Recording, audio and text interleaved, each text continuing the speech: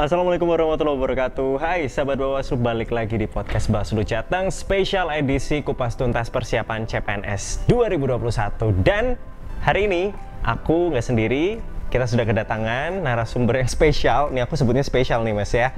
Ada Mas Andika Asikar, salah satu pegawai dari Bawaslu Jawa Tengah yang sudah berkecimpung cukup lama di Bawaslu. Boleh dilepas mas, kita ngobrol-ngobrol. Kenalan dong sama sahabat Bawaslu, siapakah Anda? Namanya siapa? Asal dari mana?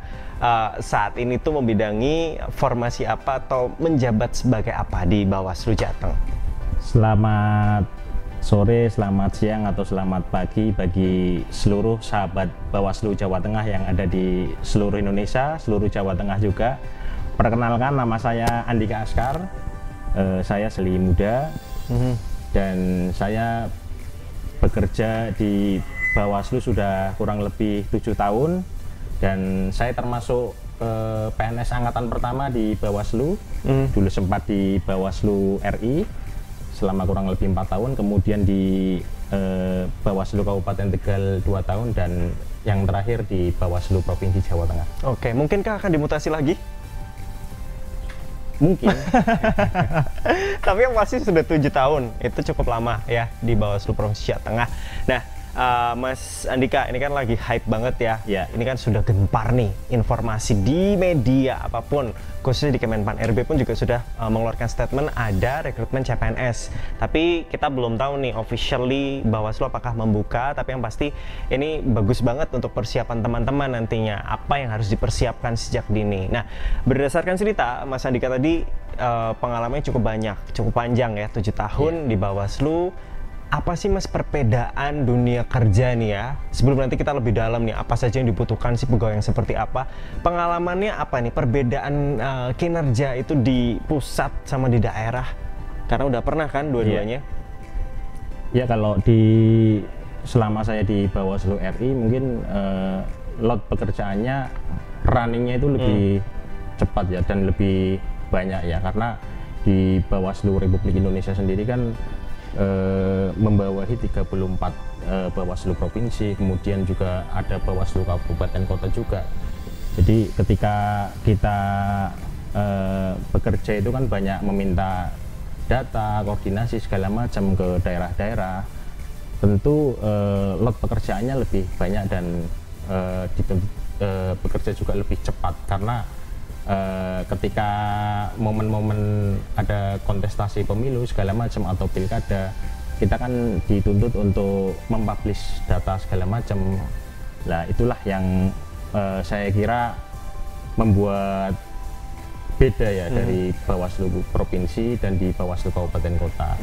Sebab kalau di Bawaslu Provinsi sendiri kan seperti Mas Yusuf ketahui, kalau di Bawaslu Provinsi Jawa Tengah kan kita hanya membawahi 35 kabupaten 35. Kan seperti itu. Apalagi ketika saya di Bawaslu Kabupaten Tegal yang hanya membawahi beberapa kecamatan, kan seperti itu. Ya mungkin perbedaannya hanya itu. Lot pekerjaan ya, jelas. Sepertinya kalau di pusat akan lebih sangat padat karena tanggung jawabnya lebih luas begitu ya, se-Indonesia. Ya mungkin bedanya kalau di Bawaslu Kabupaten Kota itu kan, ketika saya di Bawaslu Kabupaten Tegal itu kan lebih dekat ke masyarakat ya, karena kita kan harus melayani grassroots atau masyarakat secara langsung gitu kan. Seperti itu mungkin. Oke, jadi cukup diketahui nih untuk sahabat Bawaslu, jadi Bawaslu itu nggak hanya, karena banyak yang masih tahu itu Bawaslu hanya terpusat di Jakarta, di pusat, tetapi enggak, ternyata 34 provinsi itu ada dan sampai turun ke bawah ya, di jajaran kabupaten kota pun kita punya Bawaslu untuk mengawasi jalannya proses pemilu. Nah, Mas, udah diceritain nih ya tadi ya, ternyata semuanya aku rasa sama-sama punya lot pekerjaan yang padat ya, tergantung juga.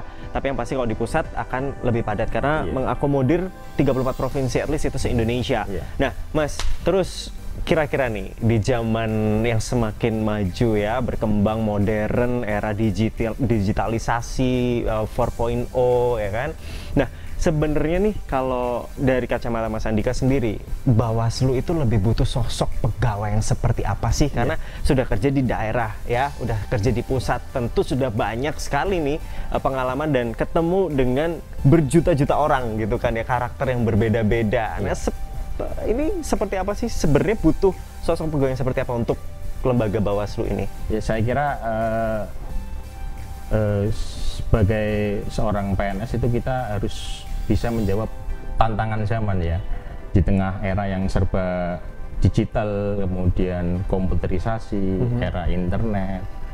Seorang PNS itu dituntut untuk bisa beradaptasi dengan hal-hal yang memang bersifat digital tadi, kemudian hal-hal yang sifatnya teknologi tadi. Seperti di Bawaslu sendiri kan ketika ada momen-momen pilkada kemarin, kita bekerja mengoperasikan seperti sistem Siwaslu, kemudian Sigap gitu kan, dan kita dituntut untuk bekerja menggunakan aplikasi-aplikasi tersebut, dan memang piranti-piranti itu yang memang mempermudah dan mendukung kerja-kerja yang dilakukan oleh Bawaslu kan, seperti itu. Yang kedua tentu seorang PNS yang kekinian itu harus bisa mengerjakan sesuatu, tidak hanya satu hal tapi beberapa hal. Artinya kita dituntut untuk multi talent kan, seperti itu. Jadi misalnya kita tidak hanya bisa mengerjakan hal-hal yang sifatnya business as usual atau yang sifatnya rutin saja, tetapi kita juga bisa mengerjakan hal-hal lain di luar tupoksi kita kan, seperti itu. Kemudian juga kita dituntut untuk responsif ya. Jadi kita harus cepat tanggap ketika ada misalnya masyarakat atau stakeholder kita yang memang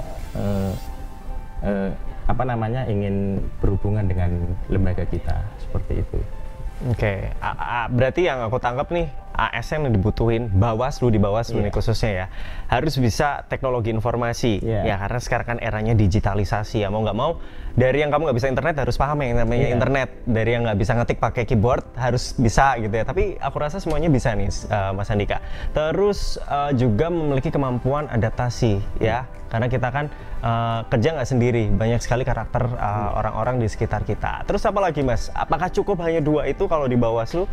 Dengan kita kan notabene ini lembaga yang baru gitu kan ya, tentu banyak penyesuaian gitu. Nah, butuh apa lagi nih selain dua itu? Ya, saya kira kita juga harus bisa melakukan inovasi dan kreatif ya gitu ya. Tentu sebagai seorang ASN atau PNS, bahwa melihat peluang bahwa arus informasi itu kan begitu melimpah.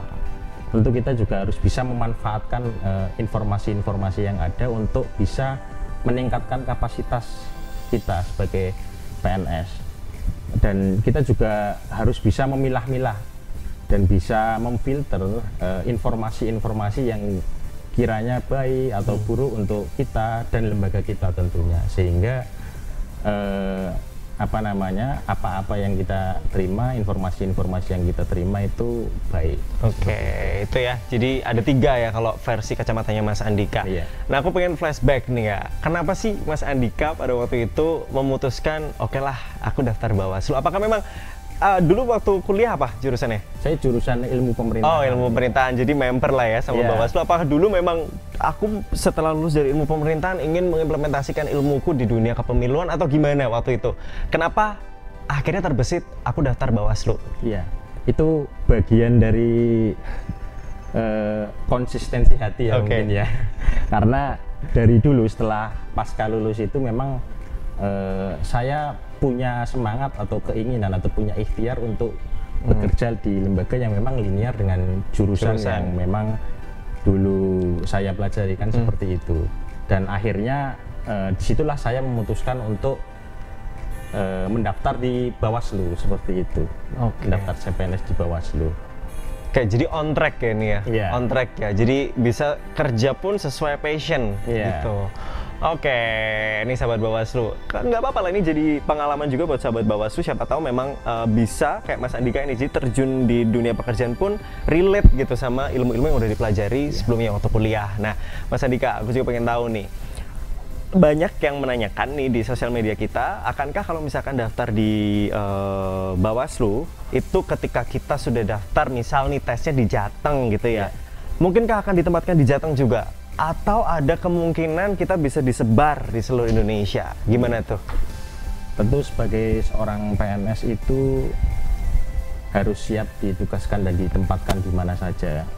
Artinya itu konsekuensi ketika teman-teman sudah memilih atau mendaftar di Bawaslu, kan seperti itu. Artinya hal-hal semacam itu tentu saja mungkin saja bisa ditempatkan di Jateng, bisa ditempatkan di daerah-daerah lain, kan seperti itu. Dan tentu kita harus konsekuen dengan pilihan kita, kan seperti itu. Konsekuen dengan apa yang sudah kita ikhtiarkan, seperti itu Mas Yusuf. Oke, karena udah termasuk dalam syarat juga ya mau ditempatkan. Jadi teman-teman harus siap.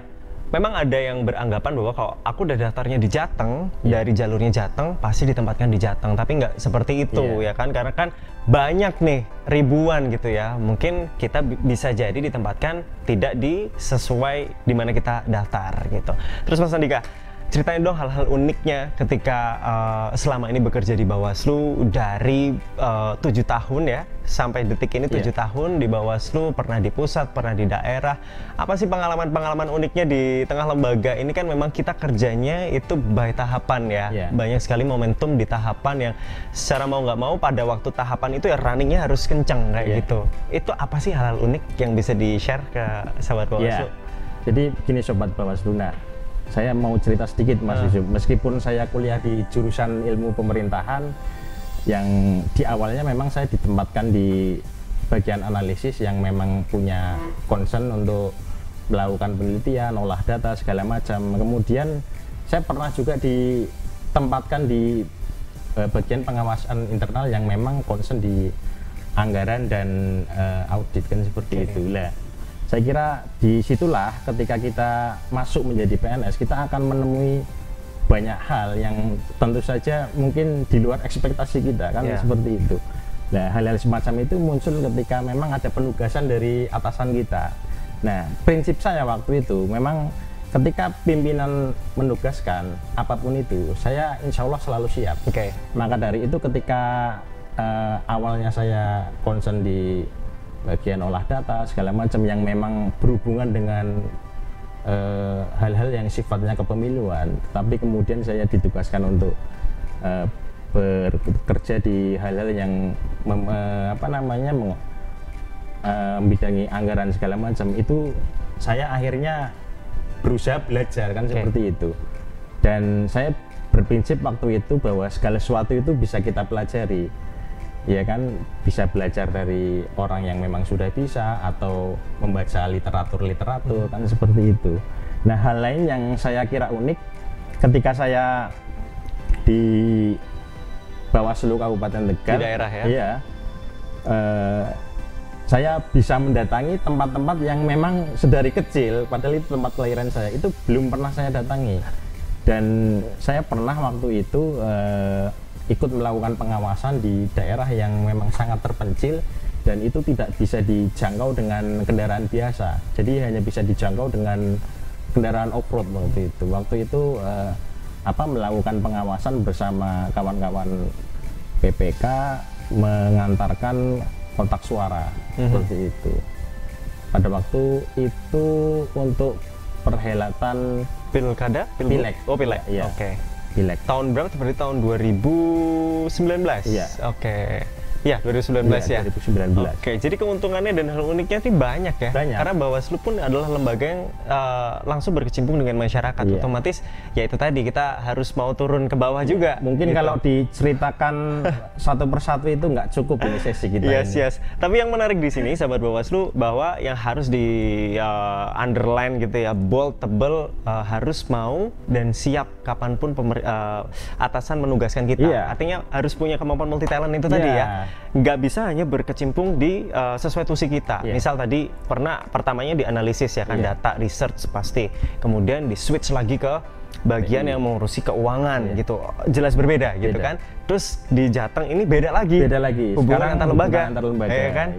Jadi mau nggak mau harus mampu beradaptasi, harus cepat beradaptasi. Nah, Mas Andika, apa nih kira-kira yang harus di-share ke teman-teman sahabat Bawaslu, apa yang harus dipersiapkan, karena kan memang ini sebentar lagi nih tes CPNS, walau memang belum ada tanggal secara pasti tepatnya kapan, resminya kapan, tapi yang pasti akan digelar di sekitar bulan Juni Juli ini. Nah, apa nih kira-kira yang harus dipersiapkan oleh sahabat Bawaslu? Ya, tentu yang pertama selain persiapan syarat administrasi yang harus dilengkapi oleh sahabat-sahabat semua, tentu sahabat-sahabat semua harus mensyahadatkan kembali atau meniatkan kembali, memantapkan hati untuk kalau misalnya ingin memilih Bawaslu, ya memantapkan hati untuk mendaftar di Bawaslu. Yang kedua tentu saja harus belajar yang rajin, ya. Kalau perlu kita harus menegasikan hal-hal yang sifatnya minor. Ya. Kalau yang suka ngegame, gamenya ditinggalkan puasa dulu lah ya. Kita puasa dulu seperti itu. Kemudian tentu saja kita harus berdoa ya kepada Tuhan Yang Maha Esa, dan yang terakhir jangan lupa untuk minta restu kedua orang tua. Oke. Seperti itu. Hal penting ya, karena keberuntungan itu datang dari doa dan restu orang tua. Nah, yang pasti persiapan, kalau kata Mas Andika tadi persiapan belajar dari sekarang. Dulu flashback nih ya, waktu Mas Andika rekrutmen gitu kan, apa persiapannya? Beli buku kayak sekerdus atau cukup satu buku atau banyak literatur dari manapun akhirnya dipelajari semua atau gimana tuh? Kalau saya pada waktu itu hanya belajar melalui internet, Mas. Internet ya? Ya. Saya udah milenial pada waktu itu ternyata. Pakainya internet belajarnya. Makanya sekarang kan saya jadi PNS yang melek teknologi. Oke. Jadi bisa dari dulu sudah memanfaatkan teknologi. Oke. Iya. Jadi dulu saya itu memang concern untuk selalu membaca karena pada waktu saya CAT yang pertama kali, jadi saya concern membaca di internet, mempelajari hal-hal yang memang akan diberikan di CAT itu. Dan selebihnya tadi saya banyak-banyak berdoa dan minta restu kedua orang tua. Oke. Saya kira kalau teman-teman misal membutuhkan banyak literatur, sekarang buku-buku kan banyak, tidak seperti mungkin di zaman saya karena baru CAT pertama kali. Kalau sekarang kan mungkin buku-buku itu yang ada sekarang mungkin dilengkapi juga dengan software yang memang pembahasan latihan soal secara online. Oke. Jadi nggak ada alasan ya, sahabat Bawaslu. Aduh, nggak bisa belajar. Aduh, kuno itu klise ya. Semuanya sekarang sudah ada, teknologi semakin terbuka. Kalau misalkan nggak punya kepepetnya nih ya, aduh lagi bokeh banget nih, nggak punya uang buat beli buku, belajar dari internet. YouTube sekarang udah banyak ya. Atau mungkin Mas Andika habis ini mau bikin konten nih untuk kiat-kiat sukses CPNS. Siapa tahu ya kan, karena tadi kan udah melek teknologi, kita manfaatkan semua yang ada tentunya untuk bisa bermanfaat buat sekitar. Tentu thank you. Semakin kesini kan juga semakin berubah kan, seperti itu. Jadi kawan-kawan pendaftar ini juga harus bisa menyesuaikan, beradaptasi dengan mekanisme yang ada sekarang, seperti itu. Oke, yang pasti persiapan mulai dari sekarang karena tesnya masih kurang lebih 2 bulan, jadi masih banyak waktu untuk persiapan ya. Oke, thank you banget buat Mas Andika waktunya siang hari ini jam-jam sibuk kerjaan nggak sih? Kalau di Bawaslu sedikit cerita dong, nggak ya? Lagi ini habis jam makan siang biasanya. Nanti kita mulai running lagi agak menuju pulang biasanya malah numpuk lagi kerjaan ya. Thank you Mas Andika buat waktunya udah mau dipalak. Semoga Mas Yusuf bermanfaat buat sahabat Bawaslu yang ingin mendaftarkan diri menjadi aparatur sipil negara di Bawaslu. Sampai jumpa di podcast selanjutnya. See you.